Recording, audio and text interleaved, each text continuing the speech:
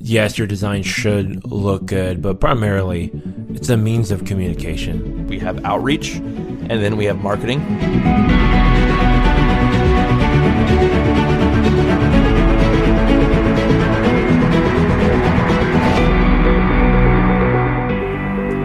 Welcome to the Must Increase podcast, where we equip you to communicate your message, reach more people, and ultimately increase His name through your church. I am Luke Clayton, your host, and I'm joined by the main man producer himself, Bo Snyder. Bo, how was Christmas, man? You know what? It was great. That's First of all, great. you give me way too much credit. You're always building me up. I'm just a guy, man. Well, aren't we all? We Yeah, all I put our guess that's pants true. on one leg at a time, you know? Really? So, That's how you do that? I mean, sometimes. Awesome.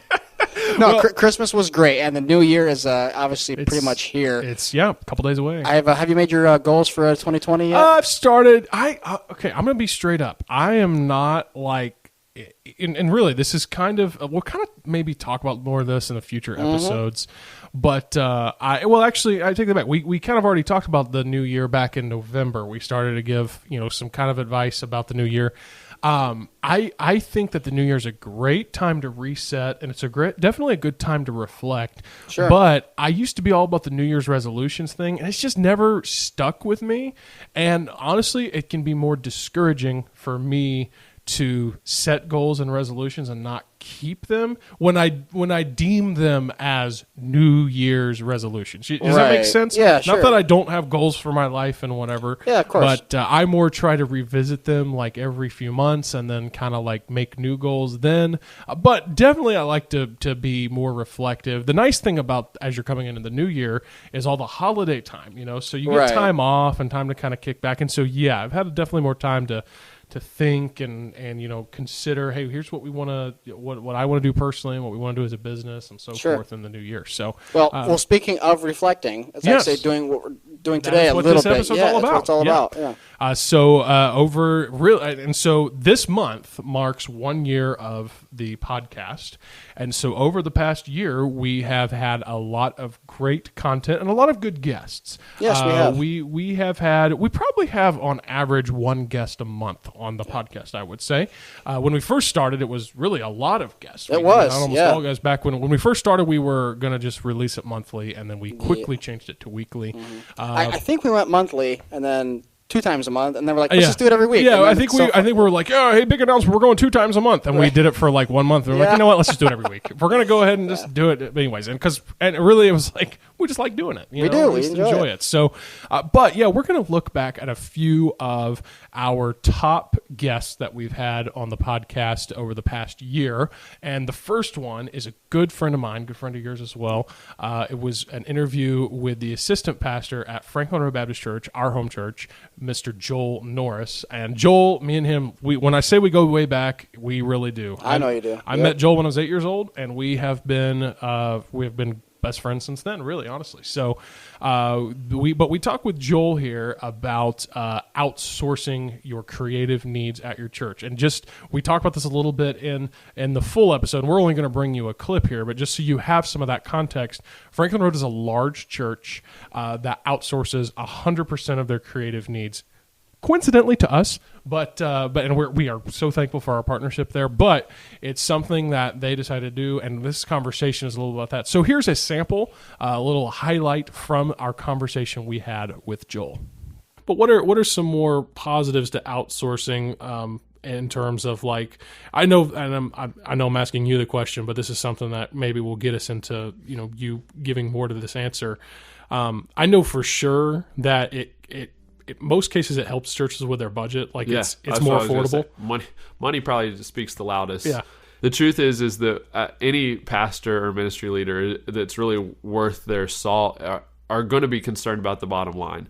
And as ministry leaders and pastors, you're stewards of what God has given you. And if you're not paying attention to kind of where you're spending your budget and your finances, it can kind of slip up on you.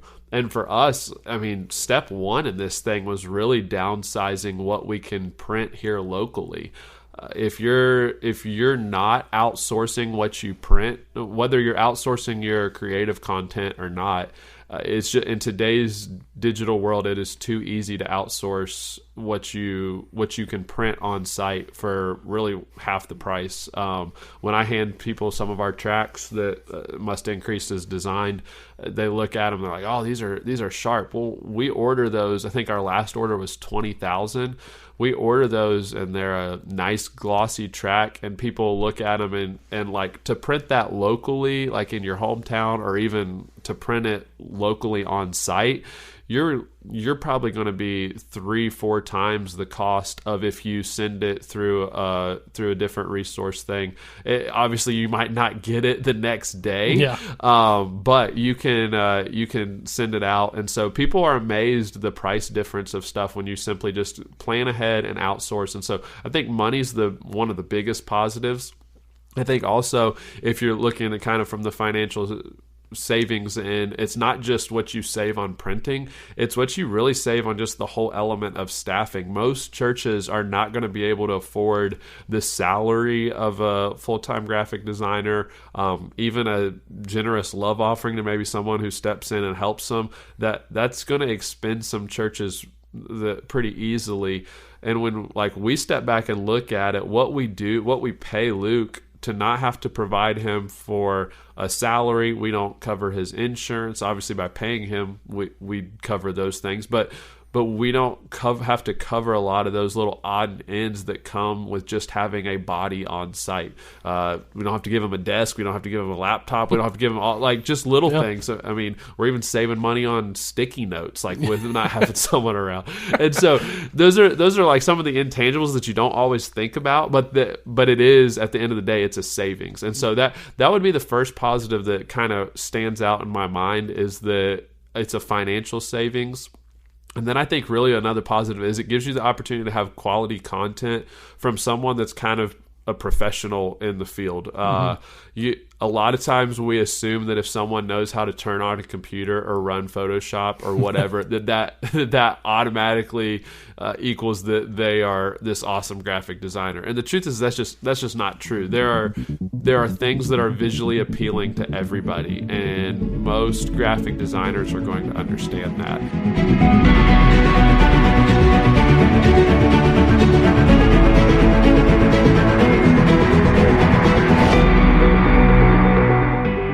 Always enjoy talking to Joel. Always good content from him. Just some of those quick benefits and value of outsourcing. Yeah. And that's, me and Joel have had, if we could record all of the conversations me and Joel have had about church and church media, I'd have content that could be another podcast. Yeah. But that is one of the only ones we've ever actually recorded, and it was really good there. Well, our next conversation that we're going to highlight is one that we had with Andrew Browning. Andrew Browning is the pastor of New Hope Baptist Church in Torrington, Connecticut. He's also co-host of he's a fellow podcaster. Yep. He's a co-host of the Leading in the Gospel podcast with Carrie Schmidt. Andrew has been a pastor there at New Hope for, I think, almost 5 years now. Yeah. And he's from the South originally. He's actually, we went to high school with him. So all this is just Luke's old buds. That's what this podcast is all about. Luke's old friends. I got to find more friends. Yeah. But yeah, he actually grew up at our church and in the South here in the Nashville area. And then he now is serving in far northeast Connecticut, and it's a total culture shock. Or it was when he first went. This topic we're talking about, it's very out of the box. It's kind of something that people really wouldn't think about too much. But like Andrew, when he went to this place, it's like, oh dear, this is different. So that we're kind of talking about that. He kind of had to change his mindset and philosophy on some things and really embrace the fact that culture does affect your outreach and your methodology, and that's what we talk about. So here's a highlight from that episode. How did you deal with that in terms of how did that, as far as the area that and this affecting that, how did you translate that into your marketing and outreach? Yeah, I think you're offering different things. You're offering the gospel, which is obviously the same. But I specify in our budget, I think everyone's going to do this differently, but in our budget line items for our church, we have outreach, and then we have marketing. We specify anything that presents the gospel. Okay, so if we have Vacation Bible School, if we have an Easter egg hunt outreach where we'll declare the gospel, those things we place under an outreach category. And then I have a whole nother section of my budget which is just marketing. So basically, outreach presents the gospel, marketing presents the church. Now, obviously, when you're presenting the gospel, it's going to have your church name attached to it. Yeah. But for me, I wanted to make sure that I wasn't promoting the church and selling it to our people as a way for us to evangelize. Yeah. If that makes sense. Oh, Because there's an element of, okay, if I run a Facebook ad that says a great place for your kids, right? Yeah. Am I presenting the gospel at that moment? I don't know. Like at that point, I'm trying to get them to church.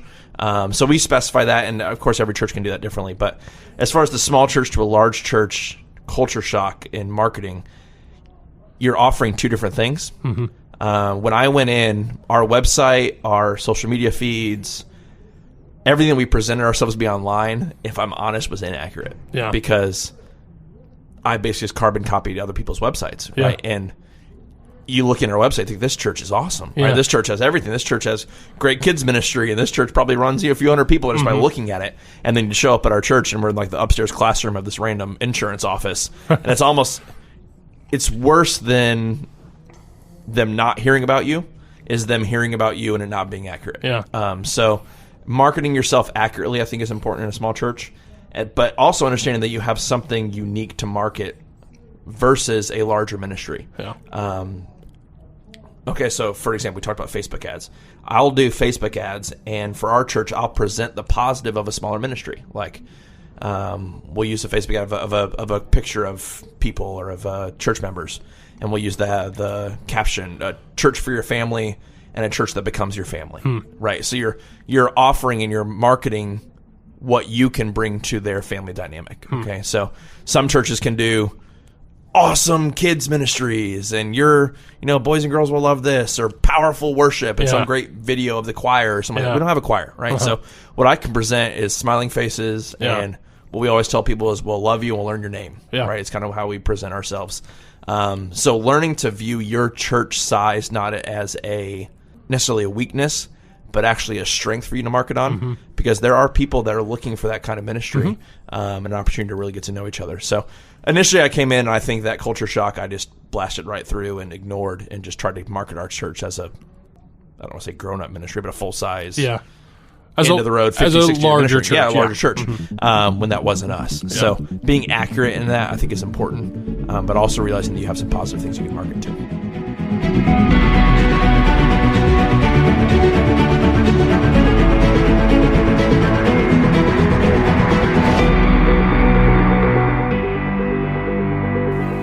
As you can tell from that, Andrew learned quickly he was not in Tennessee anymore when he moved to Connecticut there. So. Yeah.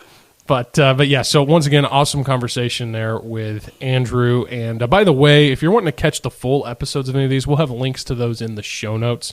So be sure to go check those out. So now the next highlight that we're going to bring you is from one of our own.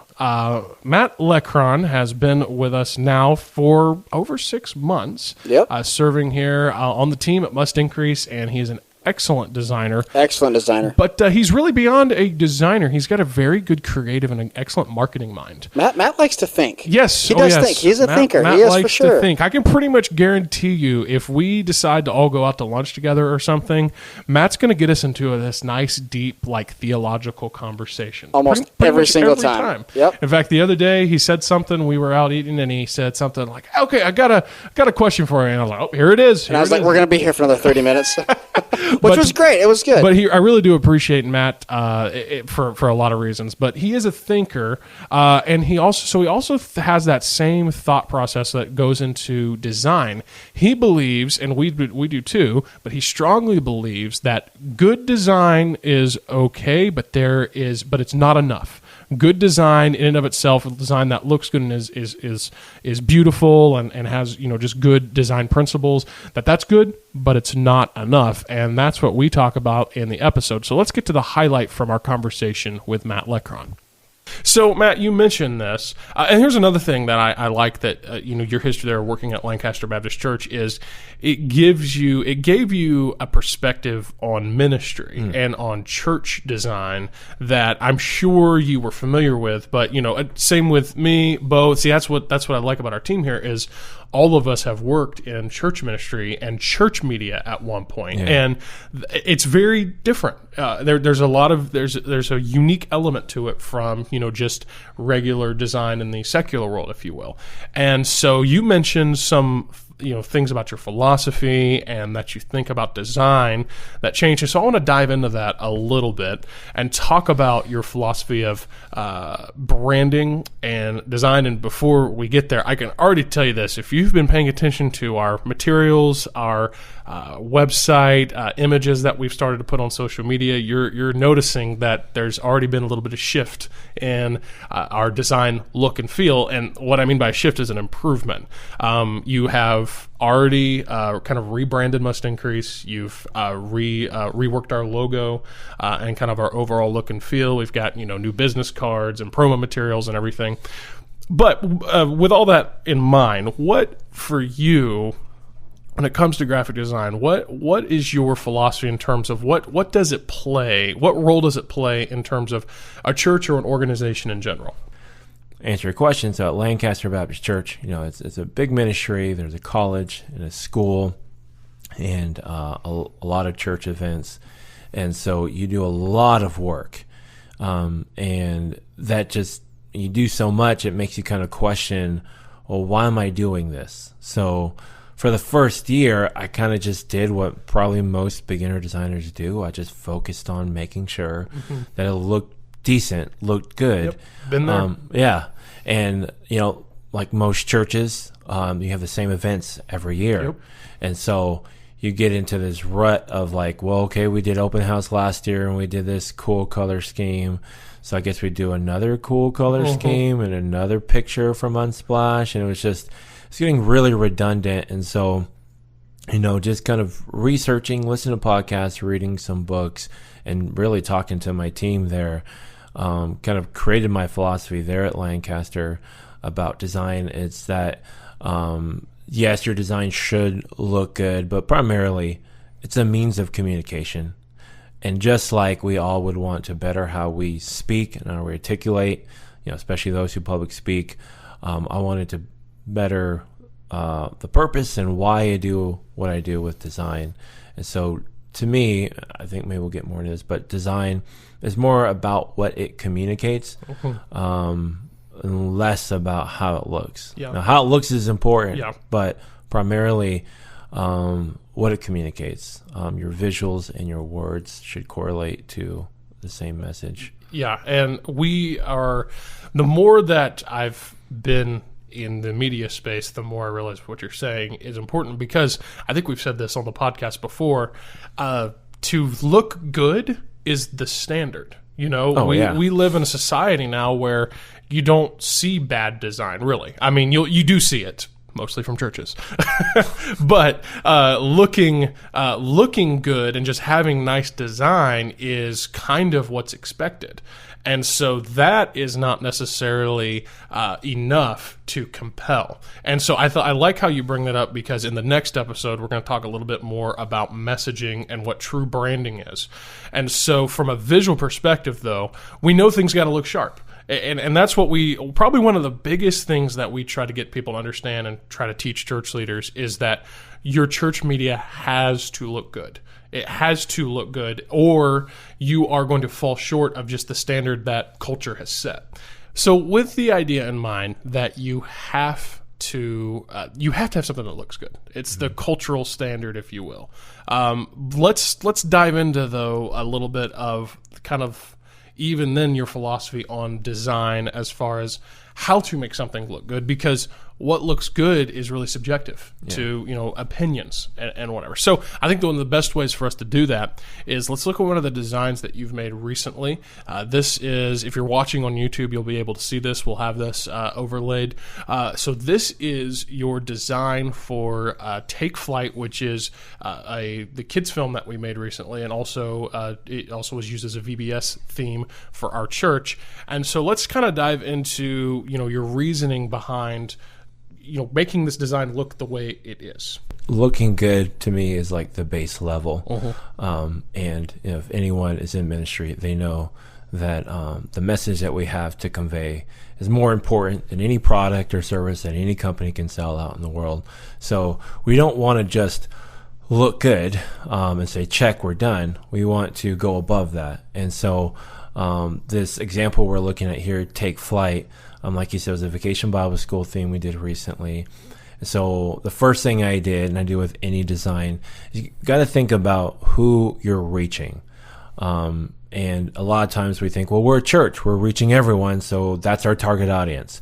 Well, obviously, depending on the event, depending on what, Vacation Bible School versus Open House Sunday, your target audience, who you're trying to reach, is different. And so the best thing to do is really just picture who you're trying to reach. Or for this example, we're trying to reach the children around here in Murfreesboro. And so when I created Take Flight, I thought about what elements, what things would attract children. And obviously, brighter colors, more illustrated. We could go like the more realistic image route, but I decided to go something illustrated. It's just easier to use. So I use a lot of bright colors, used the bright reds and blues. And then I found we picked a theme. So it wasn't just any plane. We picked a theme and we stuck with that theme. So whether you're doing, Vacation Bible School or a missions conference, pick a theme or a message and work around that, because then that gives you kind of a filter to what your images should look like, what your text should look like. So we went with this Take Flight, a kind of more retro theme, and we picked a plane that looked a little retro, and a typeface that looked retro. And so just a few things on this graphic that we implemented was, like with any design, you want to keep it simple. A lot of times we think we need to convey everything to this target audience, the time, the place, what we want them to know, and we bombard the design with information. And we think we're communicating a lot, but really when you communicate too much, you're literally communicating nothing, because no one's going to look at it. So the simpler, the better. And so with this case, we just had the graphic and the logo, obviously date and time, and then most information was on the back of the card. So with this, and anything you design, the best thing to do is stay simple with your designs. Don't get too complicated.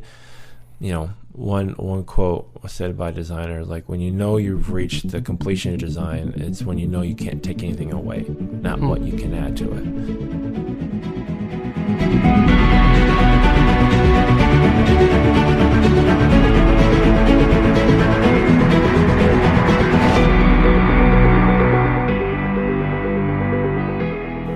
Just a few quick tips there from Matt, just talking about not only the importance of looking good, but also the messaging and the branding behind it. Yep. Before you enhance your look, you have to define your message. Yes, absolutely. And so that was really enjoyed that conversation with Matt. We'd like to feature him here on the podcast from time to time. So the next episode, actually, we're calling back to, I believe, what was our second full episode of the podcast, and that is a conversation we had with our very good friend Jeremy Linentine. Now, Jeremy is the outreach director at his church there in New Mexico, and he's been doing this for quite a while. His dad founded the church over 30 years ago, and he serves alongside his dad and his brother. We've had Mark on the podcast before as well, but we wanted to feature this highlight from the episode with Jeremy, where we talk a little bit about marketing your big days and how you can tap into the power of media to get people to come to your church, especially on a big day. So let's get right to that highlight with Jeremy.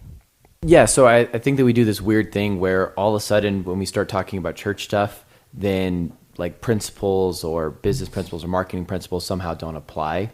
So, but I would ask that same person, well, do you want your church to look favorable in the community? And no doubt they would say yes. I would say, okay, do you want your church to have a good reputation amongst people, that they speak well of you and things like that? They would say yes. Then I'd say, okay, then you need a good marketing. You need a good marketing campaign, and that should be something that is important. And so I think that sometimes that we want what it brings, but we're scared to actually just, I guess, say the word marketing or whatever else. But anytime you go out into the community, albeit with the gospel or just inviting, or maybe just doing a community reach day, you're building your, I'll say the word brand. What I mean is just you're building your reputation in the community, and any church needs a good reputation in the community, especially the more tight-knit your community is. So it's important.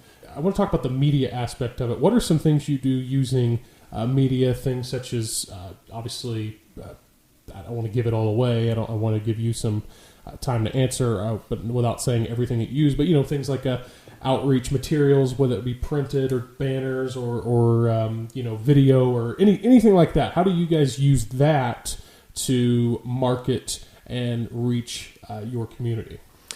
Smaller churches might tell themselves, well, we don't have the budget to do those kind of things. This is going to be something that we get to one day. And I would say that you might not have the budget to do it on a scale that you want to, but any church at any size can look sharp. There's church plants these days that, man, they are rolling out with some great media, and it's tools, it's cheap subscriptions that they have, it's small tools that they have. It doesn't cost them much money, but they brand really, really well. I was sitting down with a pastor just a couple of weeks ago at a youth conference we had here, and he had just launched about 9 months ago. And I'll tell you, their stuff is sharp. And he did it all on a budget, did it on an easy budget, but he knew what he was going after, and he stayed with his brand. So to answer your question about materials, about 4 years ago, we sat down and decided that we were going to identify for us what would be 5 big days, if you want to call it, days where we go all out, we're all in. And once we identified those big days, which for us, one included Easter, one included Christmas, and I think it's important and wise, this is a whole other issue, but it's really important and wise to use the natural times where people are already have church on their mind. And in our industry, that's just Easter and Christmas. That's pretty much it. Unfortunately, where society thinks about, things of Jesus or things of God naturally. So using those 2 days is huge. And so when we did that, we sat down and we said, okay, these are our 5 big days. Then we need to fully craft a big day outreach plan. And when we did that, what that meant was they would be all days that we would order in flyers and materials for. They would all be days in which we ran Facebook campaigns for. They would all be days which had very specific big outreach times where we tried to get a lot of people going out just to pass out flyers, maybe just inviting if they weren't comfortable with doing anything else, just to put an invite in people's hands. And then also that they had very clear and defined follow-up plans so that on the backside that we were getting people's information and then following up with them, welcoming them to our church, to our community, and trying to make them a part of our church. And I think once we did that, it was really, really great to be able to say, okay, these are the 5 times we go all in, and we know what that means. Anytime a big day comes up like that, we're ordering the materials, 6 weeks out that we need because, you have about a month where you can push really hard to invite people. Another thing with Facebook posts, we used to pay to bump and promote a lot of Facebook posts, and again, that's almost impossible to tell if anyone comes from that. But I think what's more effective is we just taught our people organically to like, comment, and share whatever we put out from our church. And that gets it on a lot more friendly eyes. You don't look at ads when they come up on your Facebook. No. You don't. You scroll right past them. So I think that throwing a lot of money at that, again, is sort of foolish. But getting your people involved in that way is another way that they can be sharing it just Tuesday morning when they're at work. They can help you promote your day that's coming up.